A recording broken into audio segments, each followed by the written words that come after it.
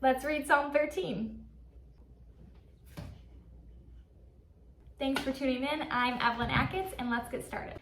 All right, so if you follow me on any of my other social medias like Instagram, Facebook, TikTok, you'll know that I've been taking a pause each day and reading one verse out of Psalm 13.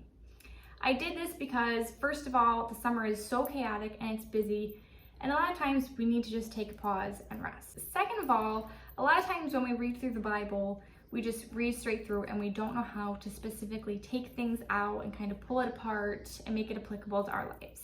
So that's what I kind of want to do with you today. I'm combining all of it. We're just going to do Psalm 13 together and each verse, and we'll kind of do a takeaway from the entire thing and each verse specifically. So let's get started.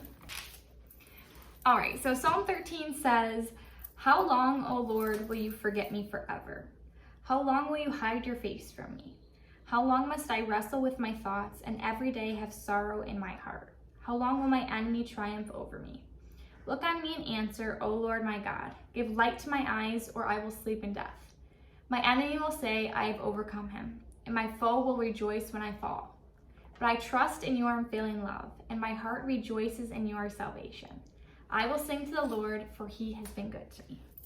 So right away, if we look at the psalm as a whole, we can see that it starts out on a pretty depressing note when it says, "How long will you forget me, Lord?" And then it keeps going on that note, like, "God, where are you? I feel like forgotten from you. How long do I have to do this? How long do I have to wrestle with my thoughts?"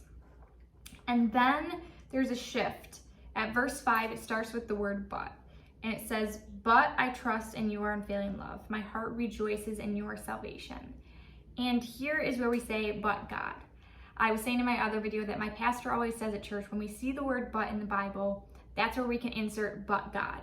So the circumstance might look like this. It might be this situation, but God, and then we see God intervene. We see hope, etc. And we could just pick this apart verse by verse and take one takeaway from each verse. So verse 1, "How long, O Lord, will you forget me forever? How long will you hide your face from me?" What's your takeaway from that verse? My takeaway is that he's saying, like, "God, where are you? I feel like you're not near to me. I feel like you're not close to me." And what I took away from that is that that's a common feeling. We're not alone, because we've all felt alone. And in that loneliness, we can know, even David, who wrote the psalm in the Bible, was saying, "God, I don't really feel you." And that's an okay thing to say. And it's okay to question God, be like, "God, where are you?" That's all okay. And that's what's comforting about verse 1. And then we move on to verse 2, and it says, "How long must I wrestle with my thoughts and every day have sorrow in my heart? How long will my enemy triumph over me?" And this verse, I kind of thought of two different things. The first thing is, how long must I wrestle with my thoughts? I feel like that's me constantly. Like, I'm constantly wrestling with my thoughts, overthinking, etc., like just different things. And so this verse really spoke to me, like, God, how long do I have to do this? But then I can see later on, I can look to the hopeful part. How long do I wrestle with these thoughts? But God, because God is there and he created me and he made me and he knows me. And that's hopeful in itself. But my takeaway, really big from verse 2, is that God wants us to tell him how we feel. He wants us to tell him that we feel like we have sorrow. We're in despair, depressed, anxious. We feel tired from wrestling with these thoughts. God just wants to know how we feel because he desires a relationship with us. And in a relationship, you should be communicating how you feel with someone. And then we move on to verse 3, which I really liked a lot. I read this like in the middle of my day, and it just gave me a really good pause. And it says, "Look on me and answer, O Lord my God. Give light to my eyes, or I will sleep in death." And that seems super low and negative, and that's why I love it, because I don't actually think it's a negative verse. Even though he's saying, "Look on me and answer," I don't think it's like, "God, look on me and answer, like, why aren't you with me?" It's more like David is longing for the voice of God, and he's longing for the direction of God. And isn't that a phenomenal thing? That's what we should want. That should be our challenge and our daily prayer. God, answer my prayers. Give me direction, give me guidance, give light to my eyes, because I want to know you more.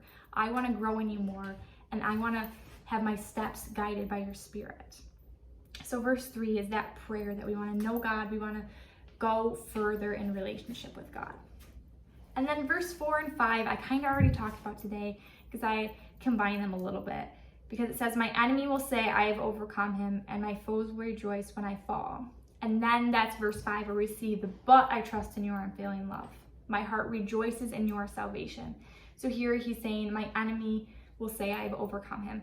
And in our lives, that can be so many different things. That can be a spiritual enemy, a physical enemy, just an enemy that you keep facing over and over again. And then we can say to those enemies, but I trust in the unfailing love of God. But I trust in the promises of God. But I trust in God knowing that he will intervene. And not only do I trust him, I can rejoice in my heart knowing that I have salvation. My salvation comes from him. He's my rock, my fortress. And then we finally are at verse 6, and it says, I will sing to the Lord, for he has been good to me. And that verse just encapsulates the whole thing. And it's saying, even though he was in despair before that, he said, but God, I trust in you. And he shifted his focus to how good God was, how he can depend on God and trust in God. And then he's saying, God, you've always been good to me. Even through this, even through these feelings I've been going through, this battle that I've been facing, you've been good to me. And I will sing to you, Lord, to praise you. And my challenge for that verse is to reflect on how God's been good to you personally. Think about God's goodness in your life today and your life in the past, and then act on that gratitude in a way. Maybe it is singing to him, singing praises. Maybe it's listening to worship music in the car for you, or maybe it's writing down a letter. Like, God, thank you for this. Thank you that you've been good here, here, and here in my life. Thank you that you blessed me with this today. And maybe it's just sitting and meditating on God's goodness and his word. Whatever it is for you, I want to challenge you to do that today. So that sums up Psalm 13. I know I went fast, but I kind of picked apart the pieces that we could get from each verse and have some really good takeaways. So I'll comment these takeaways below. If you want to screenshot it, you can save it for later. Otherwise, thanks for joining in. Encapsulates. I don't know if that's a word. I said thanks for joining in the beginning too. I don't remember. Shall we please stop?